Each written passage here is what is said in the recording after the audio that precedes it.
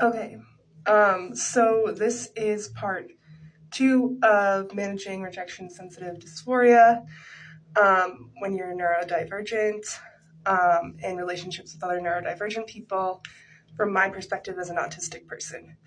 Like I was saying in my last TikTok, I've mainly been friends with other neurodivergent people because I think we're emotionally and like socially very similar. And I've noticed this kind of like downward spiral. It's very reminiscent of the avoidant anxious trap, if you've also heard of that too. But basically, this is how it manifests from my perspective. So I'm socially very avoidant, and I need a lot of time alone. So, I'll take a lot more time alone than like most other people. Neurotypical, allistic, neurodivergent people, like I'll just take a lot more time alone than most other people. And then I will notice that I think my friends will get triggered by this, and then it will bring up that abandonment trigger, and they might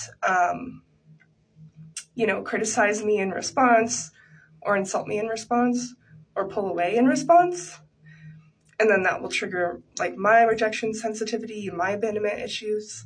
And then I will do all the same stuff, like either I'll pull away more or I'll criticize them or insult them if, you know, it's really like to that point. It usually takes me a little bit in that like cycle to get to that point. But yeah, I think it's just unfortunate because we both kind of we get going on this downward spiral that's sort of like the avoidant anxious trap. And I wanted to offer some ways to break it. Either party could break it. I think on my end, I could just be very like transparent anytime that I need time alone, that like I'm feeling socially overwhelmed and like overwhelmed by sensory info, so I just need some time alone. Or I could like call it out when I see it in other people and be like, hey, I'm just wondering, is this like in response to me taking time alone? Because I still like you.